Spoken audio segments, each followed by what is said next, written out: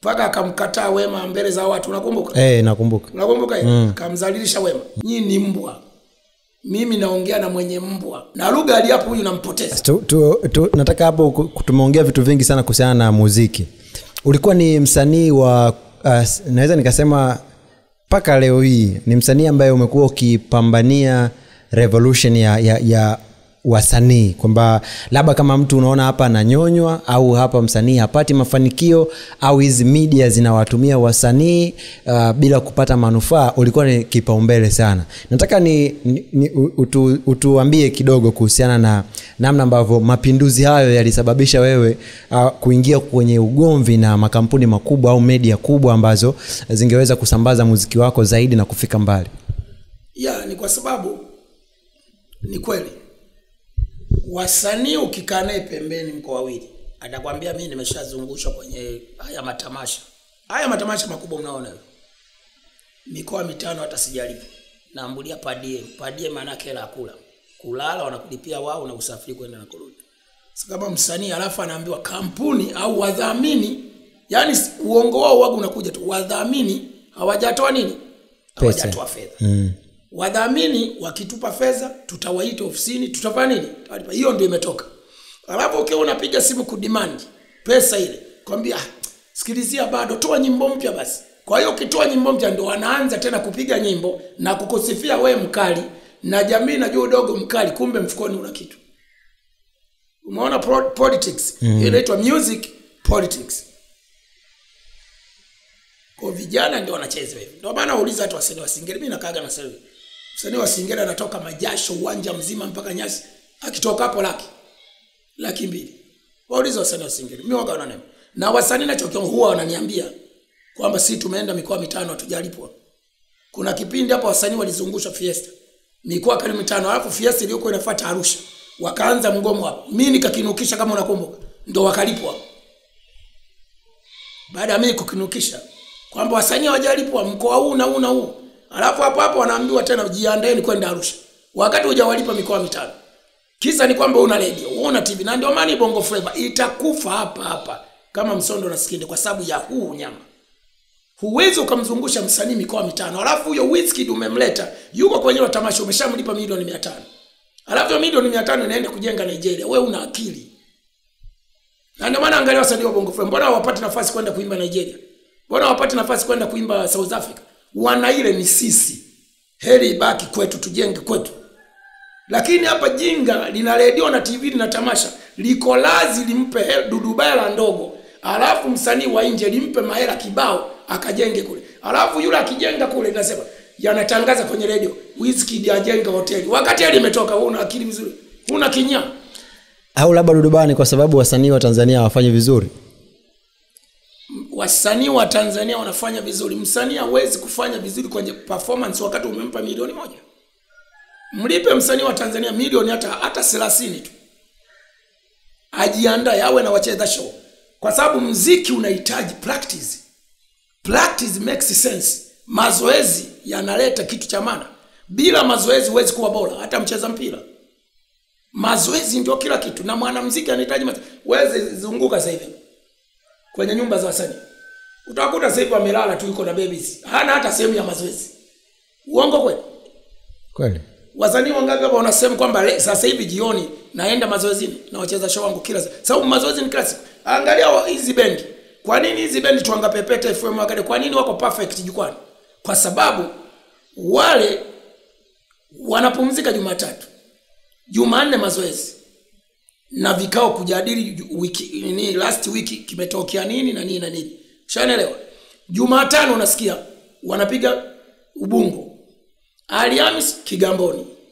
Ijumaa Temeke. So unaona mabango yale. Jumamosi Tegeta. Jumapili Leaders. Huyu anayeimba kila siku lazima awe perfect. Huwezi ukaniambia Duduba unakaa miezi hapa hivi toka huu mwaka umeingia kuna tamasha gani limefanyika Dar es Salaam? Wasanii wamekaa tu hapo. Tamasha la Mwenge. Sio tamasha la Mwenge la kupanda na flash.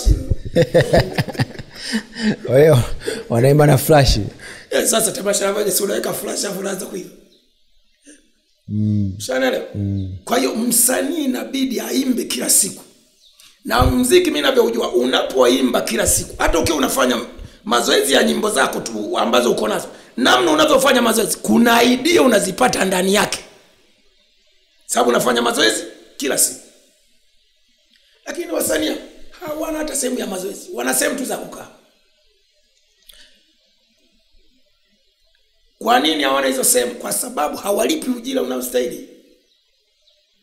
Wewe msanii wa Singeli, angalia Singeli Sebi ndio muziki wa kuitambulisha Tanzania. Lakini nishasema kwenye audio wako poa. Kwenye video wanatakiwa hao wasanii wa Singeli washuti video za milioni 10 ili ziweze kupigwa kwenye TV za kimataifa. Hapo. Msije nikasahau. Kwa nini wasanii wa Bongo Flava wanapoona Singeli fulani na trend wanamchukua yule msanii wanafanya naye? Si wanadandia, yani kwamba hapa kuna tabia kwamba nyimbo ikiiti mtu ndo anadandia, kwa sababu unajua remix hizo zinaitwa. Nyimbo kama imetoka ni rahisi sana kufanya remix sababu tayari melody ipo. Unagandamizia, ndio hiyo tabia anayofanya sasa hivi Diamond. Akiona nyimbo inaozibisi sijui Shera sijui hapa imekuja Maidali kapita nayo. Kwa ile ni kitu rahisi. Kwa hiyo hauumizi kichwa. Kwa hiyo tukirudi tu ni kwamba Tanzania tufikia hatua wadau wa muziki.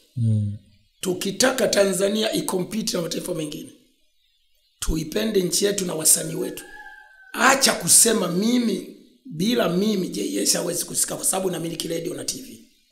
Unaua sanaa ya nchi yako. So umeelewa vizuri? Sawa. Kuna wasanii wengi sana ambao walipotezwa na media, na kuna baadhi yao tunawafahamu, ukiwepo wewe pia. Mimi hawajanipoteza media. Sio wapigi ngoma zako. Hawapigi ngoma zako, yani maana yake ni kwamba yani wao waache, na nishawaambia sitaki kuja, sitaki interview na nyinyi, sitaki muziki wangu mpige, lakini njoo YouTube nikuonyeshe. Sawa. Wamepoteza wale. Nataka uniambie nini ambacho kilisababisha au kilifanya Diamond Platnumz asipotezwe, kwa sababu yeye pia kwenye maelezo yake alishawahi kuigomea media fulani, kwa sababu tuiseme tu Clouds, kwa sababu alishazungumza aliigomea kwa sababu walimtaka Harmonize na hawakuwa na kiasi cha pesa ambacho yeye alikuwa na demand waweze kumpa Harmonize na wacheza show zake, na wakaacha kupiga ngoma zake. Unahisi ni nini ambacho kilisababisha yeye aweze kubaki na kuomba? Ngomvi wa Diamond na Clouds sio Harmonize. Wewe hujui. Lakini alisema kwamba waligombana kwa sababu walimtaka Harmonize for free, kama ametaka labda watoe kiasi fulani. Waligombana. Na Wasafi wakaacha kupiga nyimbo zao kwa sababu ya Harmonize. Kakataa kwenda kwenye tamasha, ilikuwa East Africa TV na radio. Ile tamasha pale Leaders ilikuwa linaandaliwa na Coca-Cola kama sikosea. Okay. Unajua tamasha? Yeah, nalijua. Ilikuwa linafanyika mchana kama la wanafunzi. Hilo ndo walitaka East Africa TV na radio. Wale wasanii wa Wasafi wakaimbe bure. Kwa hizo radio zote ni mafangas tu. Msanii akaimbe bure. Diamond ndo akakataa. Ndio pale nyimbo za Wasafi East Africa ikawa ipigi na za kwangu zikazipigwi, kwa sababu tuko Bennett, na mpaka leo wananitaka interview East Africa TV, naambia kwendeni zenu huko. Njoo YouTube huko. Duduba TV. Sina shida na show zenu. Ndio nishakwambia iwe FM, nishaambia sitaki. Sasa hivi wananitamani eti interview. Wanatamani interview, sio wananiambia kwenda Duduba TV na nitosha.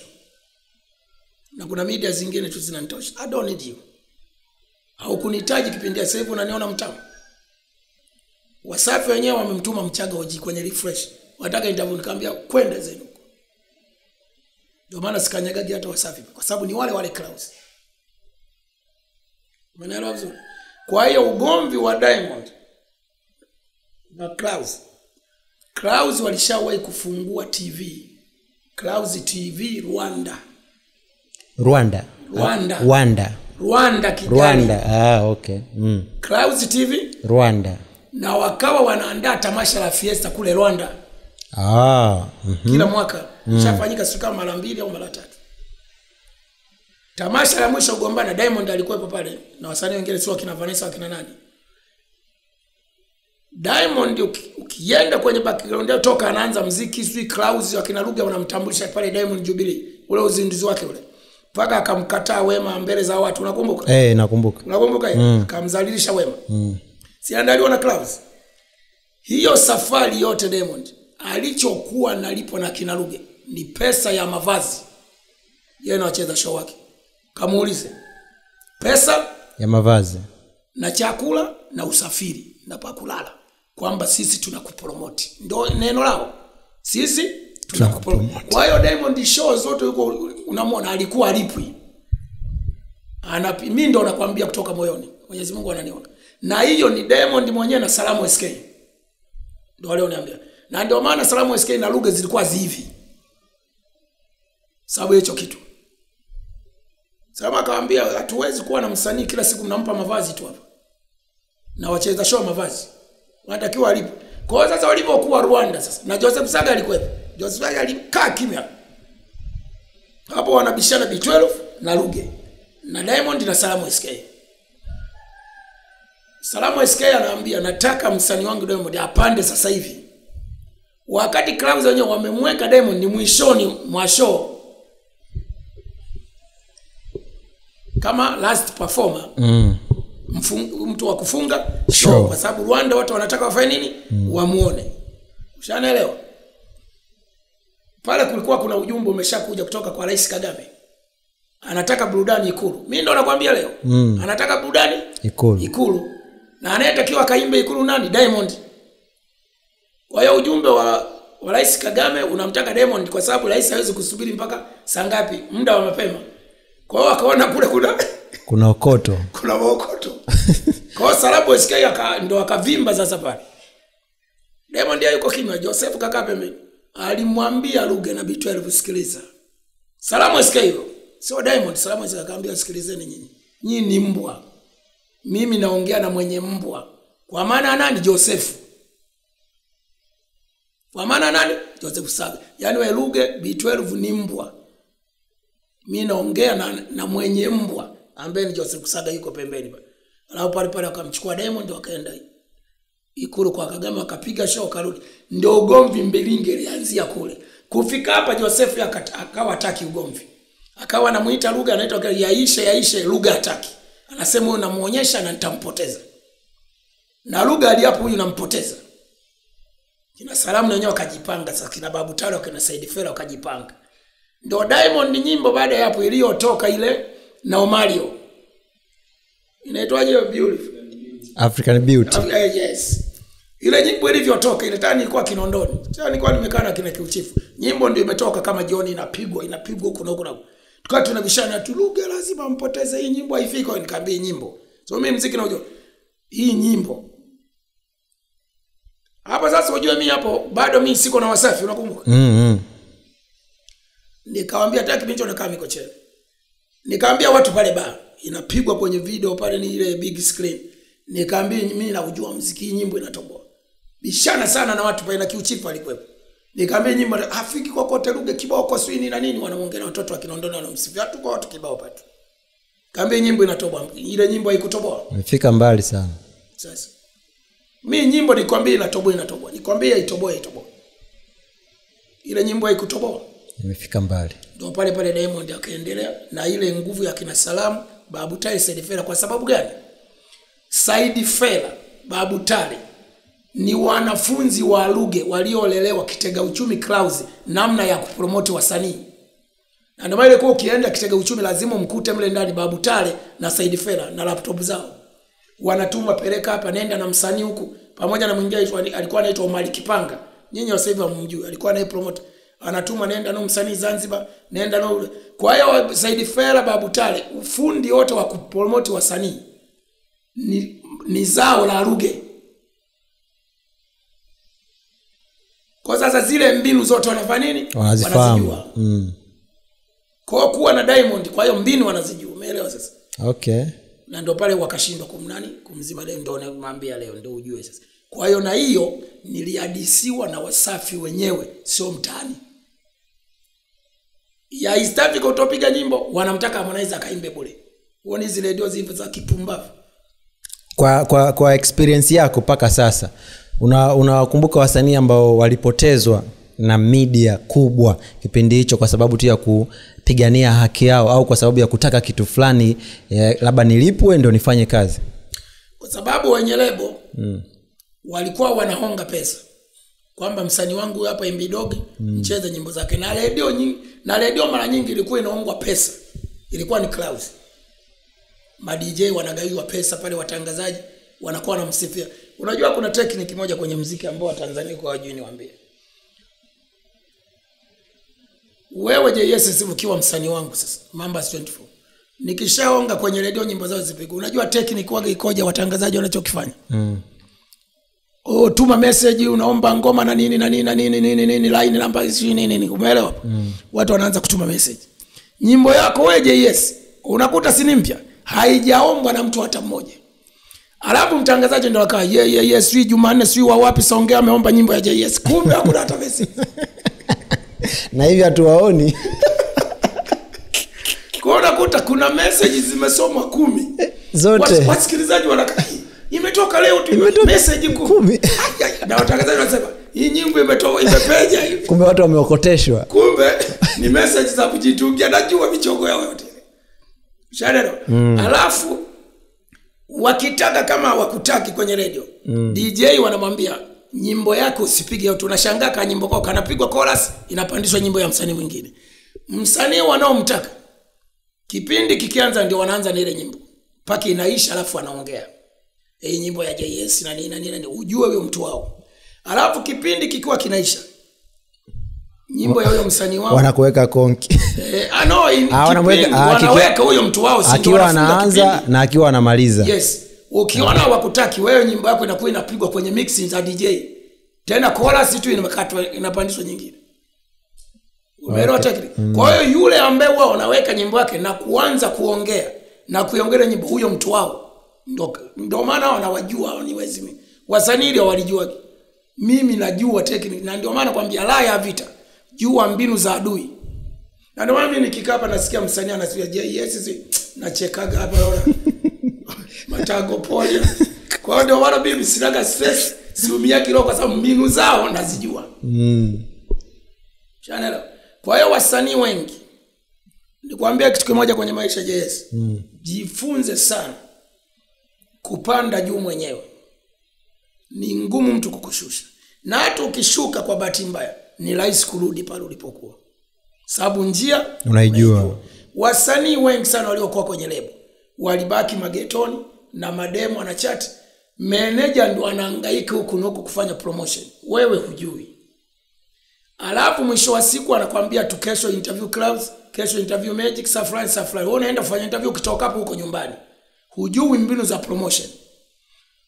Mwisho wa siku ukija kupigwa chini na ile lebo, hujui pa kuanzia. Angalia THT hapo. Wote wamepotea, kabaki Barnaba tu. Uongo kweli? Kweli. Kiangalia kina Bidogo wanahangaika kina Zaidi Anton. Sababu kila kitu alikuwa anafanya Babu Tale. Ukija TMK wanaume alikuwa anafanya Said Fela, kila kitu umekaa ghetto. Ni sawa sawa mtu akubebe, hiyo inaitwa ni sawa sawa mtu akubebe na helicopter. Akuweke juu ya mnazi.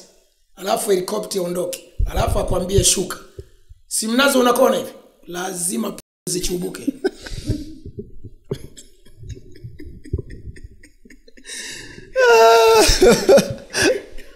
Zinapasuka.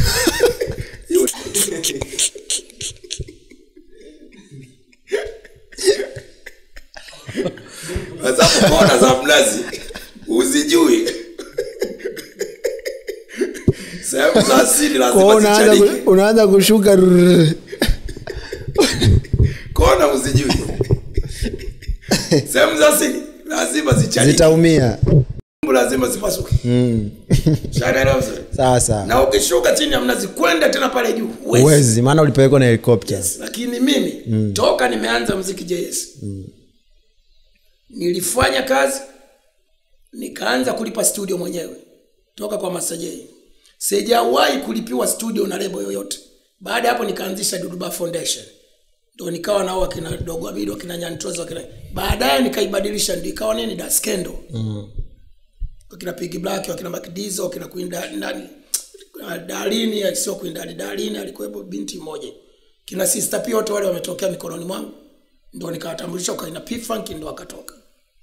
Ushaelewa? Baadaye sasa hivi ndio Mambas 24. Kwa hiyo mimi nazijua njia za promotion. Na ndio maana mimi ukinipata kampuni yako ni promote. Ndani ya mwezi mmoja hiyo kampuni lazima iwe known, lazima iwe inajulikana. Sababu najua nimejulikana Afrika Mashariki na Kati bila kuwa na manager, bila kuwa chini ya lebo yoyote. Naenda Ulaya napiga show kule watu wananijua, si wapo wananifuatia Marekani. Sijawahi kuwa chini ya lebo yote. Kwa hiyo najua kuupande ule mnazi mpaka juu, kuchukua dafu au nazi na kushuka na sehemu za asili hazichaniki. Mbwa hazitoboki. Ila unatoka mzima. Natoka mzima. Kwa hiyo wasanii wengi kilema chao ni hicho, kufanywa kila kitu. Msanii yupi ulimonea huruma? Ni wengi haya. Ile game Msondo na Skindo wako wengi. Unaelewa nikisema Msondo na Skindo? Yaani Msondo na Skindo walivyochaka. Sasa hivi kuna vijana wadogo kwenye game wamechaka vibaya. Kina Dulayo. Kweli. Na kunywa pombe za kupima maugoro manini. Yaani giza limetanda hivi. Haoni mwanga tena.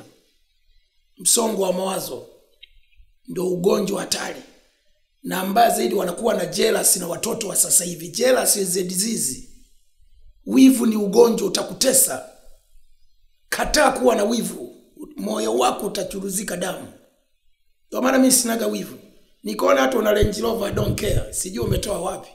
I'm living my life. Wasanii wanachofeli nicho.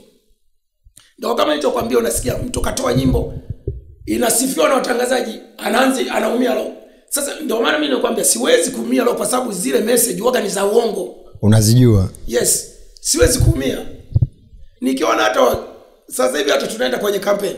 Utakuta wasanii wanapelekwa kwa mimi siwezi kuchukuliwa kwenye campaign kwa sababu wanaotoa jukwaa na muziki ndio hao maadui zangu.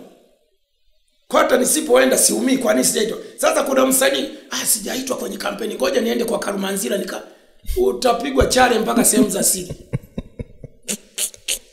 Sawa. Unakwambia nyota yako imechukuliwa. Na nani?